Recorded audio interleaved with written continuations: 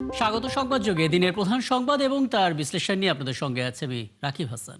চলুন শুরুতে জেনে নিই কি থাকছে আজকের সংবাদ যোগে।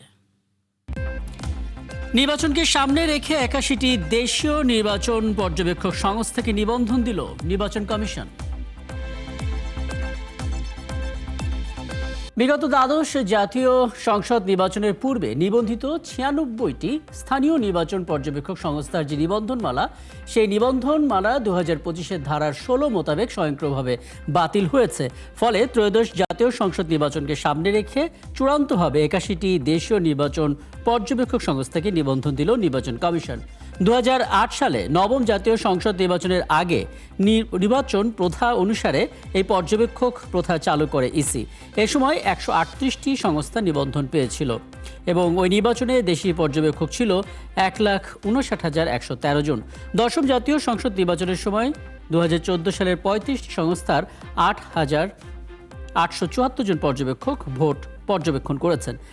২০১৮ সালে সেটি বেড়ে ১১৮টি নিবন্ধিত সংস্থা হয় এবং তখন ৮১টি দেশীয় সংস্থার মধ্যে ২৫,৯০০ জন পর্যবেক্ষক ভোট পর্যবেক্ষণ করেন এবং সবশেষ ২০২৪ সালে যে দ্বাদশ সংসদ নির্বাচন হয়েছে সেখানে ৯৬টি নিবন্ধিত সংস্থা ছিল দেশীয় এবং তার মধ্যে ২০,২৫৬ জন ভোট আয়োজন দেখেছেন।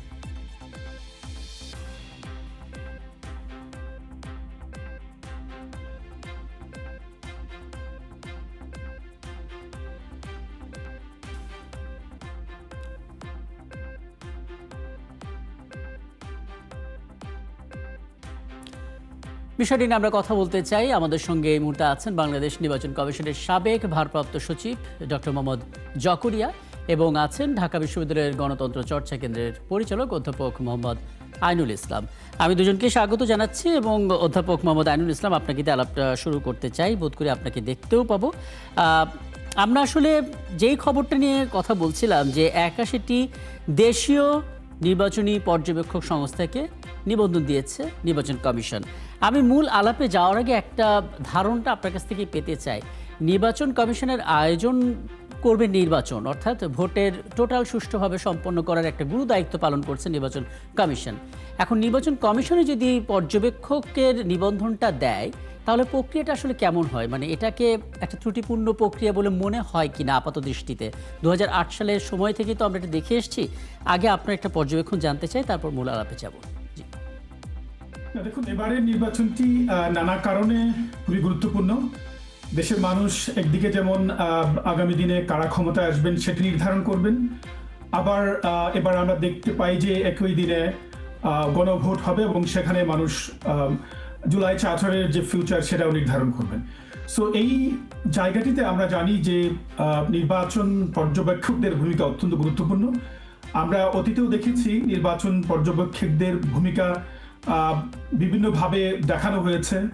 সো আপনি যে প্রশ্নটি করেছেন যে নির্বাচন বেসিক্যালি আমাদের যে আইনি কাঠামো আছে ওই আইনি কাঠামোতে এটি বলা আছে যে এটির যে রেজিস্ট্রেশন, এটির যে অনুমোদন সেটি নির্বাচন কমিশন দিবেন। ফলে নির্বাচন কমিশনের মধ্য দিয়ে এই রেজিস্ট্রেশনটি হলে আমি এখানে কোনো দোষের দেখছি না। আমার মনে হয় যে এটি ঠিকই আছে। না, এটা আপনি খুব চমৎকার করে বলেছেন, ঠিকই আছে। কারণ নির্বাচন কমিশনের উদ্দেশ্যই হচ্ছে একটা সুষ্ঠু নির্বাচন, যে কারণে আসলে তারা স্বচ্ছতার জন্যই পর্যবেক্ষকদেরকে অ্যালাউ করে এবং পর্যবেক্ষকরা রিপোর্টটা দিলে আমরা যারা ভোট দিয়েছি তারা কনফিডেন্স পায় যে নির্বাচনটা সুষ্ঠু হয়েছে। কিন্তু এটা নিয়ে অনেকে এইভাবে প্রশ্নটা তোলেন যে আমি নির্বাচন আয়োজন করছি, আবার আমি নির্ধারণ করে দিচ্ছি যে কে পর্যবেক্ষণের দায়িত্ব নেবেন। তখন আসলে প্রশ্নটা আসে কিনা ওইটাই জানতে চাচ্ছিলাম। প্রশ্নটি হয়তো এভাবে করা যেতে পারে, বাট বর্তমান আইনি কাঠামোতে এটি আছে যে নির্বাচন কমিশন। দেখুন, নির্বাচন কমিশন কিন্তু শুধু পর্যবেক্ষক না, নির্বাচনের জন্য যে দলগুলো তাদেরকে রেজিস্ট্রেশন দিয়ে থাকে, নির্বাচনের যাবতীয় কার্যক্রম কিন্তু নির্বাচন কমিশনই করে থাকেন। ফলে এই ক্ষেত্রে রেজিস্ট্রেশন দেওয়াটাও এখানে আসলে ঠিকই আছে বলে আমার মনে হচ্ছে। আর পর্যবেক্ষক যারা আছেন তাদেরকে নিবন্ধন দেওয়ার ক্ষেত্রে কোন কোন ক্রাইটেরিয়াগুলোকে আসলে বিবেচনায় নেওয়া হয়? আমি নিশ্চয়ই ডক্টর জকরিয়ার কাছে জিজ্ঞেস করবো, তবে তার আগে আপনার কাছে একটু জেনে নিতে চাই, আমি যদি দেশীয় একজন পর্যবেক্ষক সংস্থাকে নিবন্ধন দেই একজন নির্বাচন কমিশন হিসেবে, কোন জিনিসটা আসলে বিবেচনায় নিব? এখানে এটি হচ্ছে গুরুত্বপূর্ণ প্রশ্ন যে আমরা যখন নির্বাচন পর্যবেক্ষক সংস্থা নির্ধারণ করব তখন এখানে সবচেয়ে গুরুত্বপূর্ণ হচ্ছে যে নিরপেক্ষ সংগঠনগুলোকে আমরা পর্যবেক্ষক হিসাবে চিহ্নিত করতে পারছি কিনা, এবং নির্বাচন পর্যবেক্ষণের ক্ষেত্রে তাদের দক্ষতা আছে কিনা, অতীত অভিজ্ঞতা আছে কিনা, তাদের প্রশিক্ষণ আছে কিনা, এই বিষয়গুলো খুবই গুরুত্বপূর্ণ। এবার কিন্তু আমরা দেখেছি যে নির্বাচন কমিশন এই জায়গাটিতে যে খুব বেশি দক্ষতার পরিচয় দিতে পেরেছে তা নয়, কারণ আমরা দেখেছি যে অনেক অর্গানাইজেশনকে ঠিক করা হয়েছে যাদের অফিস নেই, যাদের লোকবল নেই, যাদের ট্রেনিং নেই, এই বিষয়গুলো কিন্তু এসেছে। আমরা গতকাল পর্যন্ত জেনেছি 82টি সংস্থার কথা, তো আজকে সেটি 81টি হয়েছে। তো এই জায়গাটি আসলে গুরুত্বপূর্ণ, মানে নির্বাচন কমিশন সেটি করছেন, ভালো কথা, কিন্তু এখানে প্রত্যেকটা অর্গানাইজেশনের যে দক্ষতা, নিরপেক্ষতা এবং তাদের যে স্কিল, মানে নির্বাচন পর্যবেক্ষণের যে স্কিল এবং যথাযথভাবে তাদের লোকবল আছে কিনা, এটি খুব গুরুত্বপূর্ণ। আচ্ছা, আমি এখানে একটু ডক্টর মোহাম্মদ জকরিয়া আপনাকে একটু যুক্ত করতে চাই। ধন্যবাদ জানাচ্ছি, আপনি সময়টা দিচ্ছেন। আপনি সরাসরি এই নির্বাচন কমিশনের সঙ্গে কাজ করেছেন, ভারপ্রাপ্ত সচিব হিসেবে দায়িত্ব পালন করেছেন, কাজে কমিশনের যে কাজের ধরন, ওয়ার্কিং স্ট্রাকচার, সেটা আপনার কাছ থেকে একটা ভালো ধারণা আমরা পেতেই পারি। আপনি একটু বলবেন, মানে অনেক দেশীয় নির্বাচন পর্যবেক্ষক সংস্থা তো আছেন যারা নির্বাচনটাকে পর্যবেক্ষণ করতে চান। নির্বাচন কমিশন আসলে মূলত কোন কোন বিষয়গুলো দেখে তাদেরকে নিবন্ধনটা দেয়? এই যে 81টা যে বেছে নেওয়া হলো, কি কি সাধারণত বিবেচনায় নেওয়া হয়? ধন্যবাদ আপনাকে, যারা শুনছেন এবং যারা দেখছেন আন্তরিক অভিনন্দন জানাচ্ছি। তবে নির্বাচন পর্যবেক্ষণের ক্ষেত্রে সাধারণত আগে যে বিষয়গুলো চিহ্নিত করা হতো, যে কোনো সরকারি পর্যায়ে যে কোনো প্রতিষ্ঠানের নিবন্ধনকৃত যে সমস্ত প্রতিষ্ঠান রয়েছে, সেটা জয়েন্ট স্টক কোম্পানি হতে পারে, এনজিও হতে পারে, সমাজ কল্যাণ মন্ত্রণালয় হতে পারে, এই সমস্ত প্রতিষ্ঠানের নিবন্ধনকৃত যে সমস্ত পর্যবেক্ষক সংস্থাগুলো রয়েছে, এই সমস্তগুলোকে এবং যারা নিরপেক্ষভাবে দায়িত্ব পালন করে এবং অতীত অভিজ্ঞতা ছিল, এই ধরনের প্রতিষ্ঠানকে সাধারণত নির্বাচন পর্যবেক্ষক সংস্থা হিসেবে নির্ধারণ করা হতো আগে। তো এবারও হয়তো যারা যথাযথভাবে নির্বাচনের দায়িত্ব পালন করেছে, পর্যবেক্ষণের দায়িত্ব পালন করেছে, এই পর্যবেক্ষণের বিষয়টা সাধারণত 1991 সালের যে জাতীয় সংসদ নির্বাচন হয়েছিল, পঞ্চম জাতীয় সংসদ নির্বাচন, তখন থেকে এই পর্যবেক্ষণের বিষয়টা নির্বাচন পর্যবেক্ষণের বিষয় এসেছিল। সেই বিষয়টা থেকে পরবর্তীকালে যত নির্বাচন হয়েছে, এই সমস্ত নির্বাচন পর্যবেক্ষক সংস্থা নির্বাচন কমিশন কর্তৃক অনুমোদন দেওয়া। তবে তিনটা নির্বাচন হয়েছে, যে তিনটা নির্বাচন, একটা নির্বাচন এবং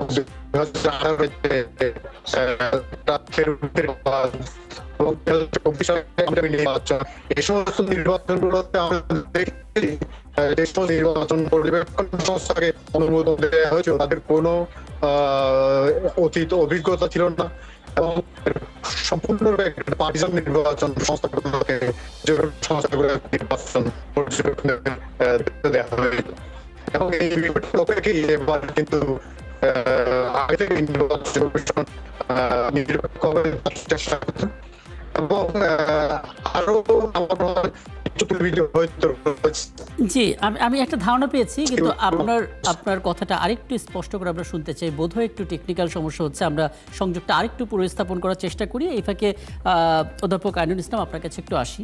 মানে আমরা এটা বুঝতে পারলাম যে পর্যবেক্ষক সংস্থা যাদেরকে নিবন্ধন দেওয়া হবে তাদেরকে বেশ কিছু দিক বিবেচনা করে তারপর তাদেরকে নিবন্ধনটা দেওয়া হয়, এবং বেশিরভাগ ক্ষেত্রে যেটা বলা হলো যে সমাজ কল্যাণ অধিদপ্তর সহ সংশ্লিষ্ট বিভিন্ন অধিদপ্তরগুলো আছে, তাদের একটা নিবন্ধনের প্রয়োজন। কোনো একজন পর্যবেক্ষক সংস্থা, কোনো একটা পর্যবেক্ষক সংস্থা, সে যে সঠিক পর্যবেক্ষণটা দিচ্ছে এবং কোনোভাবে প্রভাবিত হচ্ছে না, কোনো টাকার কাছে আত্মসমর্পণ করছে না বা কোনো শক্তির কাছে আত্মসমর্পণ করছে না, এটা বোঝার উপায়টা কি? মানে এটার কোনো প্যারামিটার আছে? না, দেখুন, নির্বাচন পর্যবেক্ষণের ক্ষেত্রে মানে বাংলাদেশের যে নির্বাচন কমিশনের যে রুলসগুলো আছে, এখানে খানিকটা ঘাটতি রয়েছে। আপনি যেমনটি বললেন, আসলে প্রায়োগিক জায়গা থেকে চিন্তা করলে যেই সংগঠনগুলো পর্যবেক্ষণ করবেন তাদের নিরপেক্ষতা আসলে আমরা কিভাবে মেজার করব, এটা কোনো প্যারামিটার ইন্ডিকেটর ওভাবে লিপিবদ্ধ নেই। কিন্তু আমরা জানি যে আমরা যখন অর্গানাইজেশনগুলোকে সিলেক্ট করব, একদিকে যেমন নিবন্ধিত হতে হবে, আরেকদিকে এই অর্গানাইজেশনগুলো যেন কোনো পার্টিজান জায়গা থেকে না দেখেন, সেটি বাট সেটির প্যারামিটার আসলে ওভাবে নির্বাচন কমিশন এর কাছে হয়তো আছে ওই অর্থে যে আগামীতে যখন এই অর্গানাইজেশন আবার নিবন্ধিত হওয়ার চেষ্টা করবেন পর্যবেক্ষণের জন্য, তখন হয়তো এটি অ্যাপ্লাই করা যেতে পারে। কিন্তু আগে যেটি হয়েছে, মানে আপনি নিশ্চয় জেনে থাকবেন যে যখন ওনারা অ্যাপ্লাই করেছেন পর্যবেক্ষণ করার জন্য, নির্বাচন কমিশন কিন্তু মাঠে তাদের টিম পাঠিয়েছেন, এখানে তদন্ত করেছেন যে এই সংগঠনগুলোর নিরপেক্ষতা তদন্ত করেছেন, যে এরা আসলে দলীয় জায়গা থেকে নিরপেক্ষ কিনা এবং তাদের সেই ক্যাপাসিটি আছে কিনা। তো এটি নির্বাচন কমিশন যেহেতু তাদের টিম পাঠিয়ে লিস্টটি করে থাকেন, ফলে আমি যতটুকু মনে করি যে আসলে ইলেকশনের আগেই বা তাদের নির্বাচন হওয়ার আগেই এটি একটি প্যারামিটার। কারণ যখন আমরা দেখছি যে ইলেকশন কমিশন টিম পাঠিয়েছে, এবার যেমন দেখবেন যে অনেক অর্গানাইজেশনের যে অ্যাড্রেসে গিয়েছে এবং তাদের যথাযথ অ্যাড্রেস ছিল না, কিংবা এমন এক জায়গায় অ্যাড্রেস আছে যেটা একটা বাড়ির অ্যাড্রেস, ফলে এই জিনিসগুলো কিন্তু নির্বাচন কমিশন তাদেরকে সিলেক্ট করার আগেই পেয়েছে। ফলে এটি একটি প্যারামিটার। সো এরকম বিভিন্ন রকম প্যারামিটার দিয়ে আসলে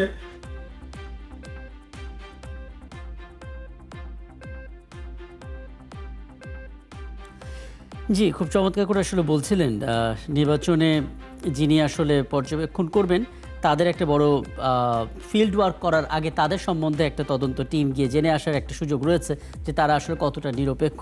একটা বিষয় তো আমরা সবাই জানি যে একজন নির্বাচন পর্যবেক্ষক সংস্থা একটা বড় ধরনের সেন্সিটিভিটি থাকে। তারা যদি কোনো একটা কেন্দ্র পরিদর্শন করে এসে বলে দেন যে সেখানে ভোটটা সুষ্ঠু হচ্ছে না, তখন পুরো জিনিসটা আসলে এলোমেলো হয়ে যায় এবং একটা ছন্দপতন ঘটে। আপনার কি মনে হয় এখানে আন্তর্জাতিক সংস্থা যারা পর্যবেক্ষণ করবে এবং দেশীয় সংস্থা যারা পর্যবেক্ষণ করবে তাদের সমন্বয়টা খুব জরুরি? যদি জরুরি হয়ে থাকে তাহলে সেটা কিভাবে সম্ভব? এটি খুব গুরুত্বপূর্ণ। আন্তর্জাতিক যে সংস্থাগুলো আসবেন, পাশাপাশি দেশীয় যে সংস্থাগুলো থাকবে, এবং তাদের মধ্যে সমন্বয়টা খুব জরুরি। এবং সেই ক্ষেত্রে নির্বাচন কমিশন এখানে গুরুত্বপূর্ণ ভূমিকা পালন করতে পারে। নির্বাচন কমিশন আন্তর্জাতিক যে সংস্থার প্রতিনিধিরা আসবেন এবং দেশীয় যে সংস্থার প্রতিনিধিরা নির্বাচিত হবেন, তাদেরকে নির্বাচন কমিশনে একটি ট্রেনিং এর ব্যবস্থা করতে পারে, কিংবা একই সাথে একটি মিটিং এর ব্যবস্থা করতে পারে। এখানে গুরুত্বপূর্ণ হচ্ছে যে মানে দুই ধরনের সংগঠনের যারা প্রতিনিধি আসবেন তাদের মধ্যে একটি দেখা করিয়ে দিতে হবে। কারণ আমরা জানি যে তথ্যগুলো আসবে আপনার ফিল্ড থেকে, যে তথ্যগুলো আসবে নির্বাচন পর্যবেক্ষক সংস্থার কাছ থেকে, তো তাদের মধ্যে যদি সমন্বয়হীন হয়, ধরুন কেউ কোনো সংগঠন বলছে যে নির্বাচন সুষ্ঠু হয়েছে ওই কেন্দ্রে, আবার আন্তর্জাতিক কোনো পর্যবেক্ষক বললেন যে না, ওই কেন্দ্রে সুষ্ঠু হয়নি, ফলে নির্বাচন নিয়ে, নির্বাচনের ট্রান্সপারেন্সি নিয়ে এক ধরনের প্রশ্ন দেখা দেবে। ফলে নির্বাচন কমিশন এই দায়িত্বটি পালন করতে হবে যে যাতে করে স্থানীয় যে পর্যবেক্ষক আছেন এবং আন্তর্জাতিক যে পর্যবেক্ষক আছেন তাদের মধ্যে যেন একটা সমন্বয় হয়। এটি খুব গুরুত্বপূর্ণ।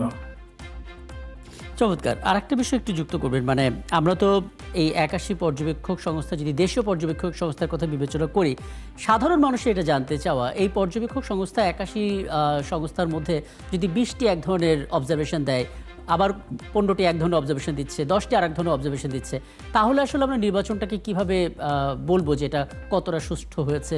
মানে ওই বলার বা ব্যাখ্যা দেওয়ার সুযোগটা কেমন, কোন প্রক্রিয়ায় সেটা আসলে দেওয়া হয়? না, দেখুন, যদি আমরা নির্বাচন যে পর্যবেক্ষক সংস্থা থাকবে এবং তাদের যারা প্রতিনিধিরা থাকবে, তারা যদি যথাযথভাবে নির্বাচন পর্যবেক্ষণ করেন এবং এখানে আন্তর্জাতিক সংস্থা থাকবে, এখানে মিডিয়ার উপস্থিতি থাকবে, তো সামগ্রিকভাবে দেখা যাবে যে যদি নির্বাচন সুষ্ঠু হয়, তখন একই ধরনের, কাছাকাছি ধরনের এক ধরনের আমরা পর্যবেক্ষণ আমরা পাবো। তবে আপনি নিশ্চয়ই এটা জানবেন যে প্রত্যেকটি সংস্থা নির্বাচন হয়ে যাওয়ার পর মানে ইমিডিয়েটলি যেমন এক ধরনের প্রতিক্রিয়া জানায়, আবার তারা লিখিতভাবে রিপোর্ট আকারে এক ধরনের পর্যবেক্ষণ তারা জমা দিয়ে থাকেন। ফলে এখানে আসলে নির্বাচনটা সুষ্ঠু হওয়া খুব জরুরি। নির্বাচন যখন সুষ্ঠু হবে, ট্রান্সপারেন্ট হবে এবং এটা যখন ক্রেডিবল হবে সব ধরনের স্টেক হোল্ডারদের কাছে, তখন দেখা যাবে যে পর্যবেক্ষকরাও এটি নির্বাচনকে এক ধরনের বৈধতা দিবেন, কিংবা তাদের জায়গা থেকেও এক ধরনের একই রকমের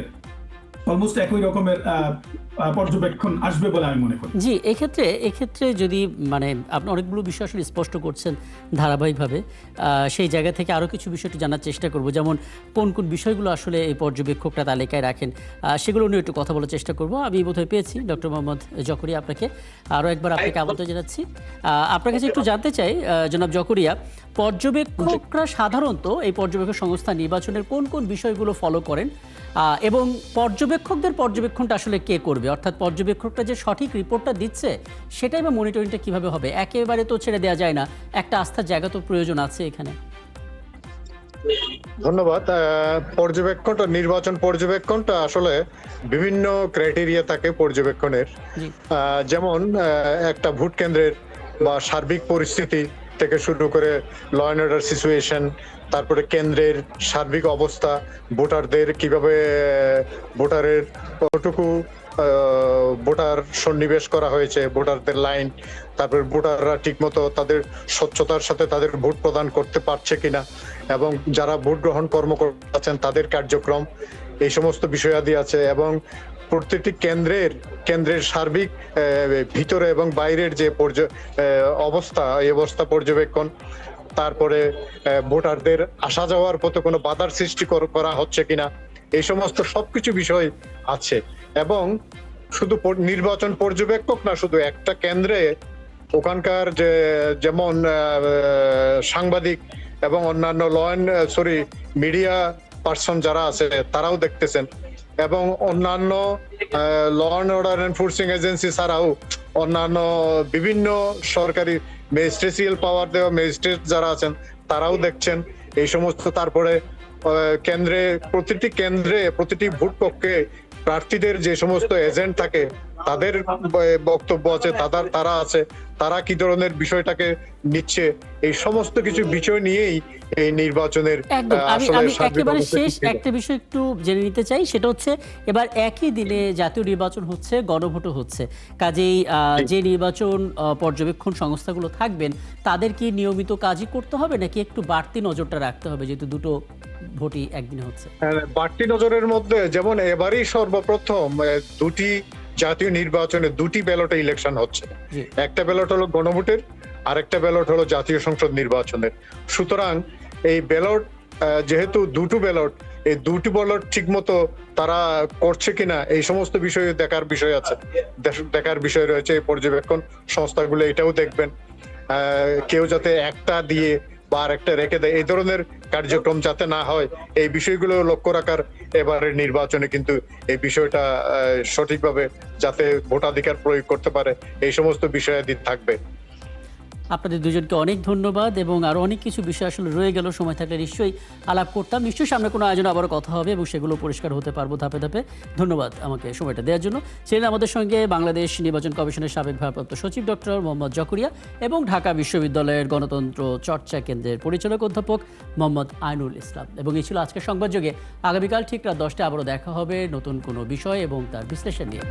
থাকুন একাত্তরের সাথে।